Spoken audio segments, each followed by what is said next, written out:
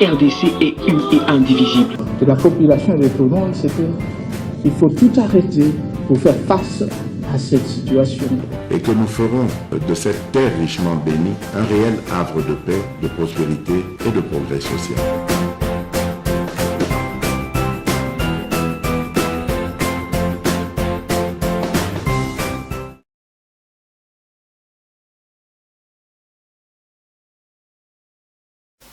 Vous allez belé bozolanda biso partout à travers le monde. Topé sibino merci. Na confiance, fidélité, na manso bozali ko salela biso, tozali attaché, lié à vous. Chaque jour, tozali kopé sibino information. Merci Mingi. Lobby, vous nous avez raté, vous êtes beaucoup mieux que la famille. Et d'ailleurs, ce qui m'intéresse, c'est lorsque les missions sont légатées, la monnaie va tomber bien. Faut bailler le président, qu'est-ce qui se passe, pourquoi le lieu, tous les missions y a cicaté, mais en tout cas, au-delà, il y a un espace qui est bon, émission. Des fois, 8 ans, il y a comment, tous allez battre tout ça, moi, Mingi, vous informer, c'est la passion. Peut-être, mon soit koye battre. Na YouTube mais ce qui comme peut-être atali batache na ba responsabilité zoze la biso bala musu so comprendre que oyo ya zali koloba ezali pe nango obongote.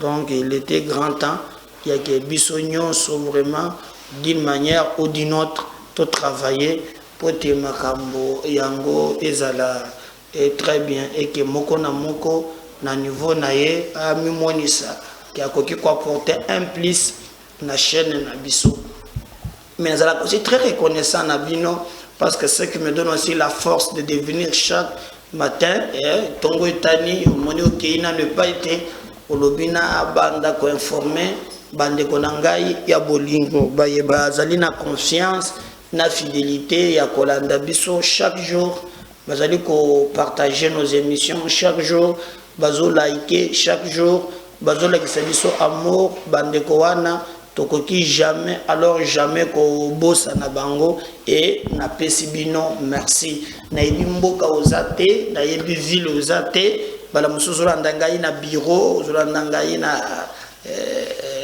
métro ozolanda ngai na ndaku je sais pas place ozolanda ngai tablette smartphone écran plat merci pour na nyonso bozali ko sala pour na biso yeba ke lolenge ozotalaka ba vidéo na biso obande bandeliti na suka ozali pe ko partager ngo na bato mosusu yeba que cette façon de faire là nous encourage nous à venir chaque jour ko informer bino senga nano bato mosusu bayena no ba s'abonner te ba s'abonner pe chaîne Nabiso et Zoa décollage à travers votre appui et votre accompagnement parce qu'ensemble nous serons très forts et ce qui nous unit est plus fort que ce qui nous divise.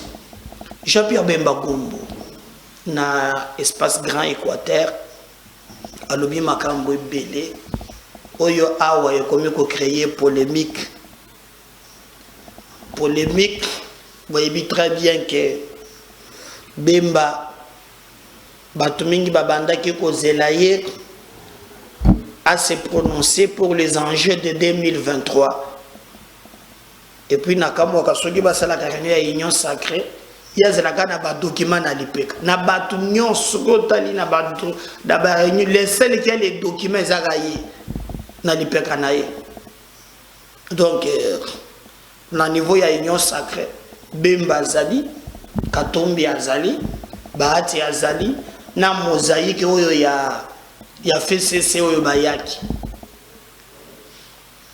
So otali Union Sacrée ngondenge zaleli, mosaïque ya FCC, bango bayaka pe kopesa Tshisekedi maboko. Hein? Bon bazozela, bazonde ba poste bango bazozela. Baka ba kopesa Tshisekedi maboko.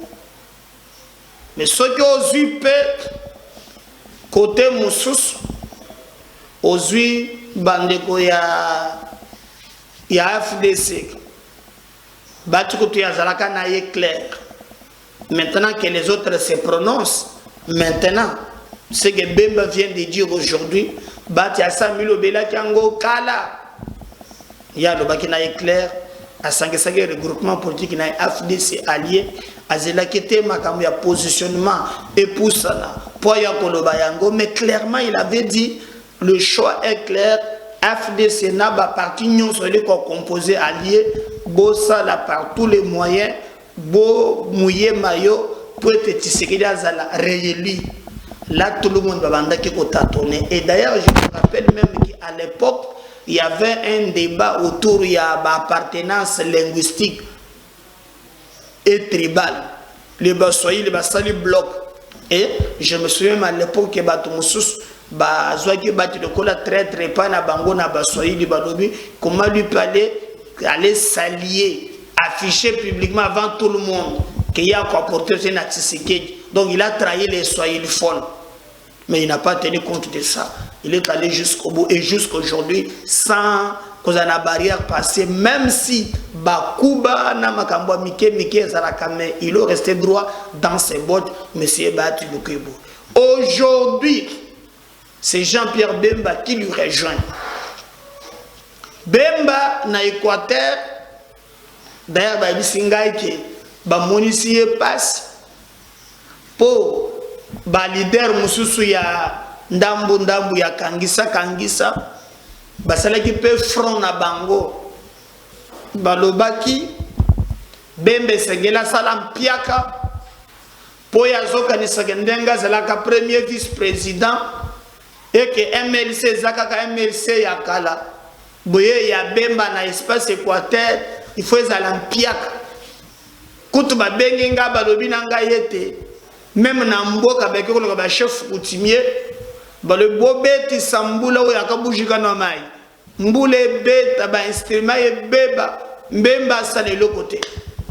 Effectivement, tango comme na Mboka mususu, c'était le contraire plein oya sali bato bazozele kaka na tarmac wana bato wana okonji mate plein ya bato bazalaki sur place. Peu et comment on dirait likambo mususu. Alors, makambo va avancer.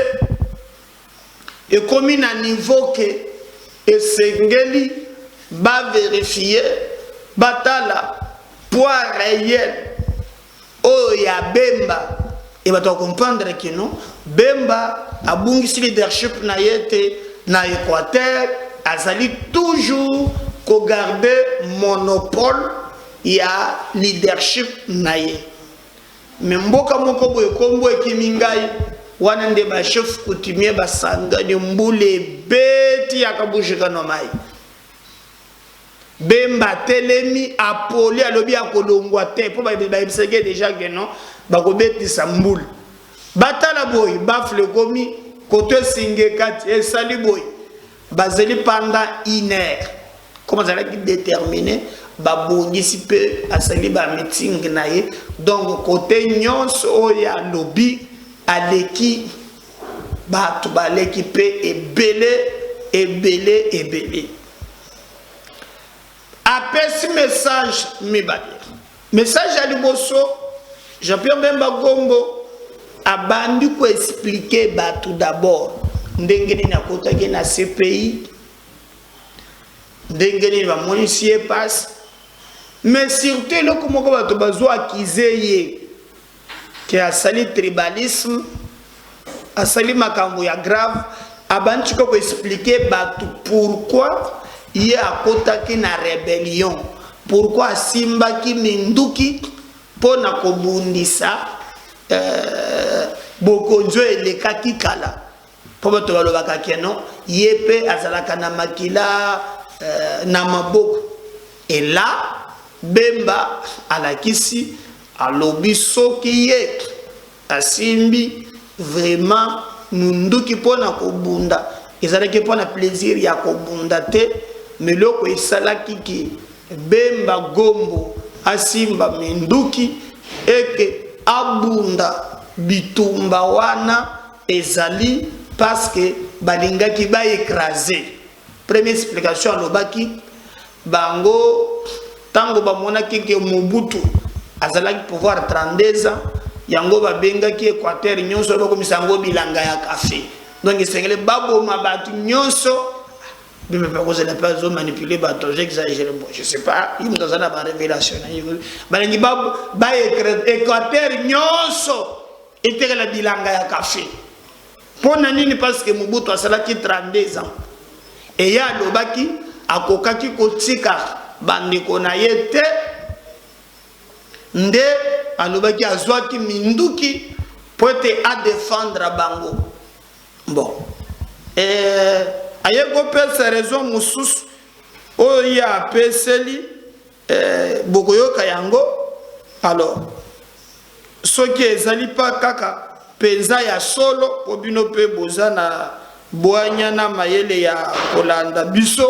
boyeba mpe si en réalité manso ya lobi ezali bongo donc Jean-Pierre Bemba atalisi yango bon pour ne pas vraiment kozala avocat na yete il a démontré noir sur blanc et pour lui d'ailleurs Bemba lobi na mikolo ezoya akoya na ba révélation ya koleka owan alors ce qui total très bien na maloba na ye mutu oyo alobaki makambo wana ezanani c'est qu'à l'époque c'était ndeko Kabila na bokozo ya Afdel et c'est la Kabila papa parce que na 1+4 bayeko sala na Kabila o ya mwana.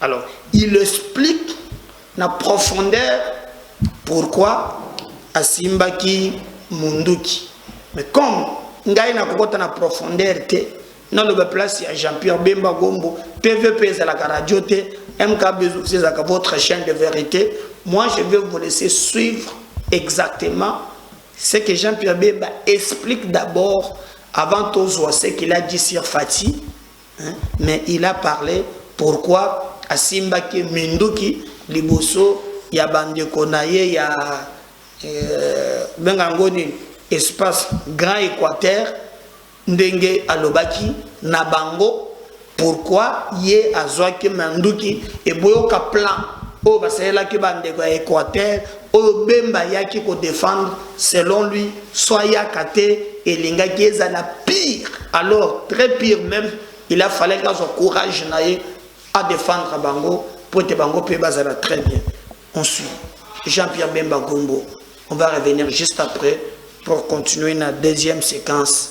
Il y a émission Nabiso, Nemka Bez officiel, votre chaîne de vérité au cœur de l'actualité.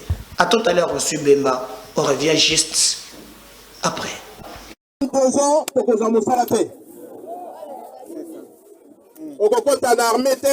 La fonction publique, on s'appelle Moussalate.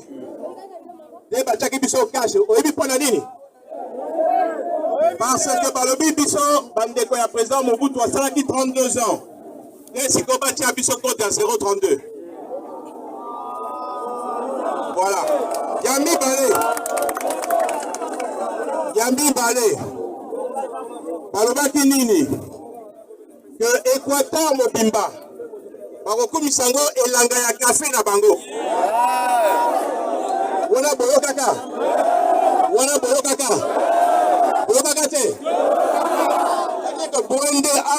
Bwende zali awa bandako batongi bandako engaki ezala te. C'est-à-dire il fallait ezala kaka elanga ya café ya bango. Donc biso awa tofalaka likolo ya mai. Tozindaka na kati na mai. Banaki bamona lisusu ba équatorien te. Ba éliminer ba équatorien nyonso. Voilà eloko epesaki ngai kanda.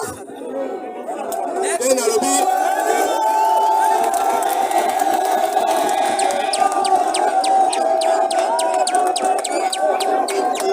Voilà eloko epesaki ngai kanda. Epe na lobi tokotika bato yo baboma bandeko na ngai te batata ba mama na ngai te. Do yokaki na bandeko mususu a partir ya Kisangani. Que na bengsaki na bandaki recrutement ya bana ba soda formation na bango beto bandaka kotambola kotoyoka na ba radio MRC Zui Bouta, après à Doulia, bituma monene to salaki na Bachadien, de to ko zo Aketi.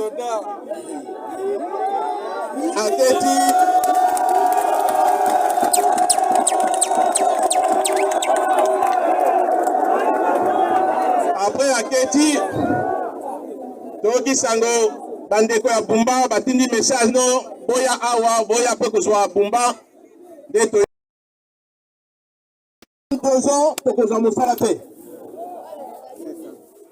Au compte en armée, la fonction publique, on s'appelle Moussalate. De Bachaki Biso cash, au début, pour la ligne. Parce que par le Biso, Bandeko ya président Mobutu a 32 ans. Et si on bat Biso compte à 0,32. Voilà. Yambi Balé. Balobaki Nini. Que Équateur Mobimba. Baroku Misango et Langaya Café na Bango. Wana Boyo Kaka. Boyo Kaka te. Bwende zali awa bandako batongi bandako ngaki ezala te. C'est-à-dire il fallait ezala kaka elanga ya café ya bango. Donc biso awa tofalaka likolo ya mai to tozindaka na kati na mai. Banaki bamona lisusu baéquatorien te baélimine baéquatorien nyonso. Voilà eloko epesaki ngai kanda te nalobi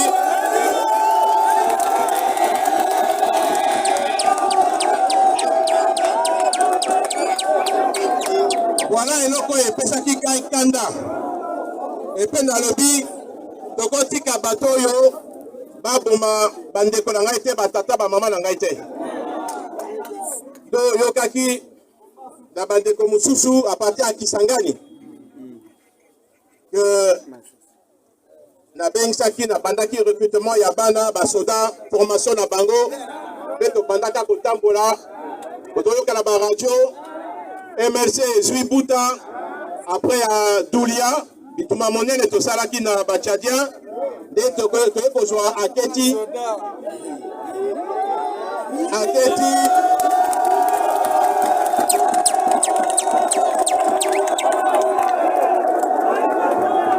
après Aketi Toki Sango bandeko ya Bumba batindi message non boya awa boya pe ko zo Bumba de to. Et deuxième maloba, Wana Bolandi est très bien de ce qu'il a dit. Yami Bale Bemba Lobi Boy. Il a choisir Naye et Félix Tshisekedi parce que a boy plan. Il y a babé donc batobandaki ko douter Bemba dit clairement que yé après na yé fachi poda ko barrer route maloba na yé moko pona ko barrer route na ba adversaire ya Congo donc ko choisir na yé ya fachi c'est clair parce qu'il y a des plans au Yamabe et Jean-Pierre Bemba tranche à la veille à Angers il y a 2023 à l'obi à Polina Tshisekedi à Boina Yeba Mindondo Pambate Ye Azali Kosala Poete Kimia Ekota na Mboka. Mais vous savez aussi que Batuba raté yete balobi a soutenir Tshisekedi Pambate pour ma PCBCDC a tegi sur 12 millions, ba vieillon sur ba katakata zoli yango 20 millions, le Bemba mikolo so ngo solo ya millions leke pa inaye azana ngo pelubi atanga kakati acheso nazalo kutana njumete wachaka so ina misati azotanga na moko tolbeke so nyabi makangina no porte abeti tour libanda azongela bandiko tanga est-ce que yo salakina yepolo makambo zolo bawana ya makambo kuta mais je vais vous les suivre. Au bango balobi, balobi bango na makambo ya Bemba c'est pas problème au bato bazo koloba les histoires d'argent, n'y a rien en termes de makambo ya mbongo. Bemba aliko soutenir Tshisekedi, c'est par conviction, c'est pour être babongo la Congo parce que Bemba aza déjà na biloko nyonso tout au bazwaka na mokili et que bato bazo attaquer Bemba parce que le bec a soutenir Tshisekedi eza pour na million bazangi maloba bazangi bargima et sengeli ba rencontrer président na bango en termes ya idée, en termes de gouvernance, en termes de makambo zoloba, selon bango, Bemba landi Tshisekedi te pona mbongo parce que mbongo déjà ya linango déjà ebele azomona te eloko nini ye akukinde kozwa et pas Tshisekedi en termes ya mbongo. Tolanda moto oyo makambo ya lobaki et nous allons revenir juste après bande konanga pour te continuer une émission na biso le baka toujours MK Bez officiel, votre chaîne de vérité et je m'imagine que ndenge bozo de kawana bozo partager ngona bato belé bozo senga bango ba s'abonner et puis ozo kende pe côté ba komi j'aime là hein bozo liker yango wana pe biso pe na ngambo mususu makasi ezo ya keno émission betanga na bato belé batala kango du début jusqu'à la fin et copier ce biso makasi pour lobby okuna kolemba kosalela bino musala ezangate tolandi mutu ya Jean-Pierre Bemba Gombo qui explique pourquoi bango ba soutenir Tshisekedi et makambo ya mbongo ata inkraté ezali selon lui Mbemba a beaucoup d'argent et ça na politicien mokota kokokana naye on vient juste après. Ce n'est pas pour avoir l'argent. Je vais arriver. Je vais arriver. Pour répondre à l'unique politicien à Congo, on a tika bomengo, a mis sacrifié. On a bitumbana bale kwa côté pe kufi. Vous comprenez? L'unique politicien. Pour pas politicien belongo mona ke les autres bazo tanga mutona comme on kango zo ayaki na buti. Ata gobi à 2 km na mokongeza laité. De là comme politicien pour azumbongo. Ba mosusu yebi ki azalaki né ya comme ministre après accueilli à komi boy. Mais Bemba c'est pas ça. Il a laissé la fortune. Donc ce bato bazolo baké Bemba zangi mbongo. Il a fait 10 ans dans ce pays. Kasi balobi tango aye ça wana nde kweisa ye na ba dépenses ba avocat ba biloko ebele yango nde so azoluka santé financière. Non, moto wana lobaki makambo wana toyebi et nani moto finance ki toyebi. Je pense que Olanda qui réponse na salaki. C'est pour vous dire ceci. Vous savez fort boyeba famille Bemba. Kaka location banda kwa famille Bemba na monde. Par semaine ou par mois. Qui peut égaler ça ici la famille Bemba? Non, au moni to lukaka ba débat sur la vision que to kende sur ba individu. Parce que ce que tu as comparé, Batonyon so ba kopesa dévolu na bango et pas ya Bemba. Parce que Bemba ne cherche pas à comme président pour son mandat quoi ça na mandat. Bemba zo lukate que à comme président son avion pour azana avion. Bemba ko lukate comme président son maso pour azana yango. Tant monsieur pas qui ça comme milliardaire, ça va. Non, mais Bemba manque quoi? Bemba manque quoi? C'est un manque à milliards. C'est pour cela, Bemba c'est un homme d'État, c'est pour vous dire que Bemba soki alobi ke na ndimi likambo na ndimi na union sacrée to yé pour tout ça ça Félix. Kasi union sacrée c'est la plateforme de gestion.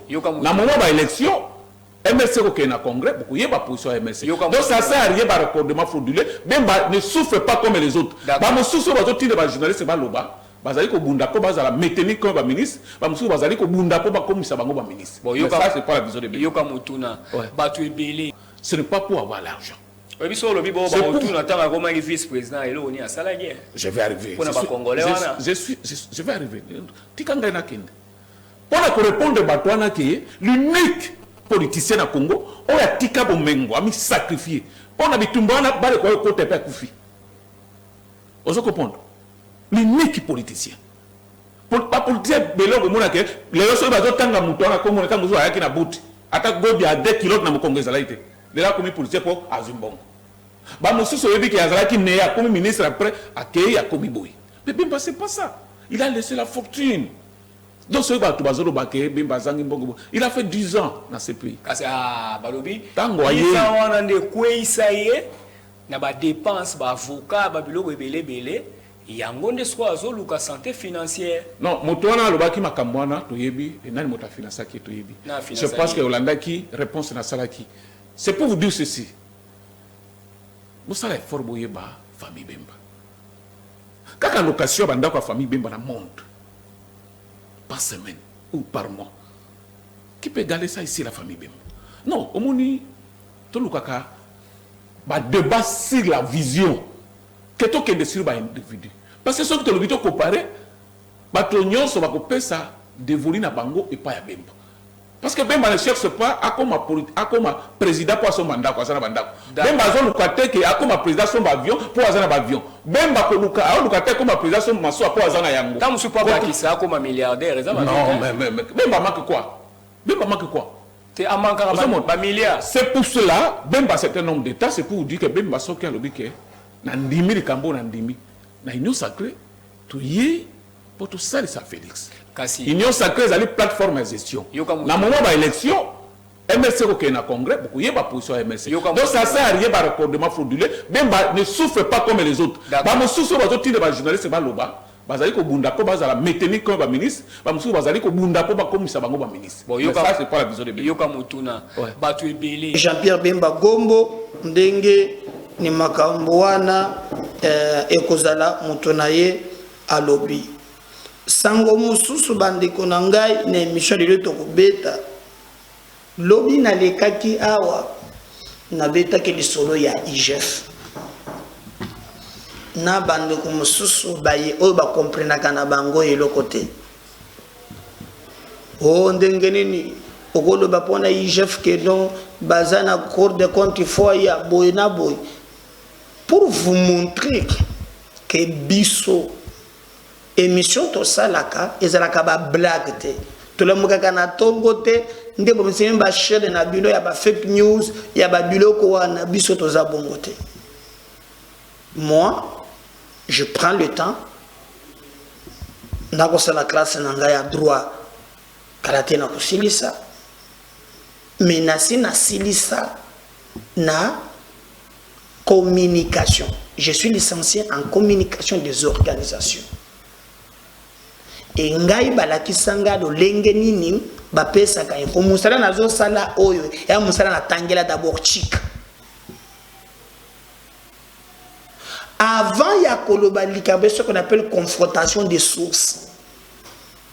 C'est ce qui fait même lorsque un journaliste a récolté information, il doit d'abord le traiter avant de le diffuser.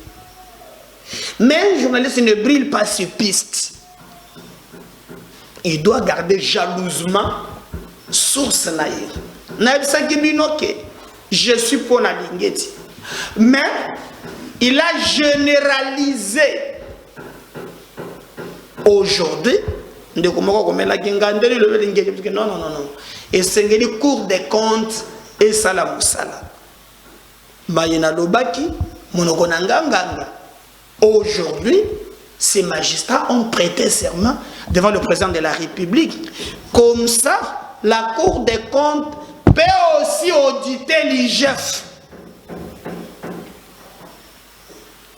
Parce que l'IGF, Otolingaka Mingi, ce qu'est une entreprise a commis à la permanente, en contrepartie, l'IGF, on lui paye 1 à 3% d'aviseur. Tout cet argent que l'IGF a et c'est ne peut pas contrôler. Ezate ka yibi asali mabe non moto ya contrôler ka ba contrôler ka yete te ezalaka te. Et aujourd'hui avec la Cour des comptes je crois que traque contre Bamiyibi et qu'on continue et qu'on salema et qu'on zala et loko moko ya mutuya et loko moko ya malunga. Donc nous saluons une collaboration au ekoleka Naba magistrat y a Cour des comptes, OP et Koleka, Naba inspecteur y a IGF. je l'avais bien démontré ici, bandeko yo ba yeba nya boyo kake biso to mona ka musika pe to yaka ko sala ba black te. Si vous êtes depuis je vais aussi retirer déjà na sena retirer ba ata 3 ou 4 ou 5 baza na éducation te baza mal éduqué même si la place publique chaîne na biso eza chaîne il y a ceux qui osent contre pesa argument contre. Tu n'es pas obligé, il y a kondima montunyos, mais rester na ligne na biso, pesa li kanisi na biso, otali se biso te koza mal éduqué. Na monende komoko bazo discuter na ba commentaire na moninga. Moninga zuye na bargima, comme ye na bongo, mutu ezate, omoko finga mama na ye. O mayele na mutu ezate. O kale o comme na mafinga. Allez-y na argument. Des chocs des idées jaillissent la lumière. Donne aussi des arguments. Il y a autant de télévisions pendant 30-35 minutes, aux allez pour décortiquer l'info. La démocratie, c'est la contradiction. Je suis d'accord. Mais toi, mais quand tu es ça là, blague, géo, tout mususu, bazali ko sala. Pour nous, ce n'est pas Nango, mais nous continuons à travailler pour vous dire la vérité. Botala comment c'est magistrat, Oyo lobby, le besoin président de la République, magistrat y a Cour des comptes, prêta qui serment, et j'ai la ligne sur ça qui on a sur place. Il peut attarder, il a donné ses impressions. Si il y a prestation de serment. Kabila a freiné et loko oyo. Le monsieur Cour des comptes a lingate ba prêter serment. Pour yebaki ke bakoki koya babanda ko auditer lingeza la somo. Kabila boya yango pendant tout le temps oyo asala na bokonzi. Jamais linga yango. Et tu sais qu'il n'a aucun intérêt à cacher, à permettre à bango ba prêter serment. Botala le lengenini et le kaki. On va revenir. Pour continuer, monsieur Nabisson Mokoroyanelo. À tout à l'heure, monsieur, merci. Le président de la République. Fort de ce serment, les assermentés de la Cour de compte vont renforcer le travail de police financière réalisé par l'IGF. C'est un renfort bien apprécié par Jules Alinguete dans son travail de lutte contre la prédation. C'est un grand jour de voir aujourd'hui la Cour des comptes redynamiser, rejoindre rapidement le terrain de la lutte contre la prédation. Avant qu'avec l'arrivée de la Cour des comptes, c'est la prédation qui sera très en difficulté, c'est la bonne gouvernance qui va gagner. On a eu l'impression d'être seul face à cette prédation, on recevait des coups de toutes parts. Maintenant, nous avons une structure qui arrive, une structure très efficace, très puissante qui arrive aussi, qui va prendre une bonne partie de la lutte, ça va nous alléger la tâche. Le président de la République. Fort de ce serment, les assermentés de la Cour de compte vont renforcer le travail de police financière réalisé par l'IGF.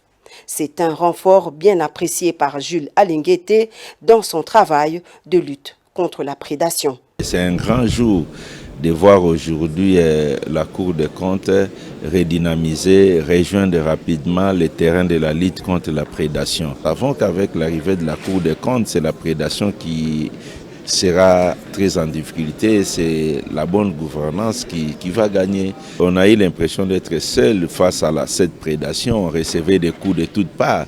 Maintenant, nous avons une structure qui arrive, une structure très efficace, très puissante qui arrive aussi, qui va prendre une bonne partie de la lutte, ça va nous alléger la tâche. Mais bandeko nangai, je crois Bolandi, Kuluna pe ezongi, je pense que Kasongo général na selo balakisi limite na bango. Kuluna ezongi grave. Je vous dis bien grave. Na épargné une image moko boy na monaki mokolo wana na lingua la tango ministre soki ya jeunesse akenda ko be ce tournoi na yeza grave. très grave. Nabana yaba 14 ans.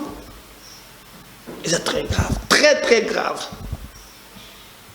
Mais bande konangai. Tant que le lobby, kasongo babimina ngobila na gode boy. Pour me mettre na ba théâtre na bango 700 kuluna na bandeli bien 700 kuluna. Ba quand on est go ba muso ba kinaki kanya makasisi o ba kendaki le wosowa ba kimaki sikoyo police alobi o ba kende soka nya makasisi te ba kenda ngenga ba muso ba recruter bango de force na armée mais o che kuluna armée na ndenge wa o pese mundu ki na machete azo opérer ndenge wa so se bisko mundu ki botala bino moko comment bakulona basalaki ba présenter bango okoyoka na somo ya lolenge nini makambo ile koleka na mboka na biso tozo senga bakonzi bazo ba mesure o esengeli afin que makambo kendele buso. Merci de continuer de liker, de commenter et de vous abonner. Si le Seigneur ne revenait pas, en tout cas moi je reviens encore na nini mususu. À tout à l'heure. Bye.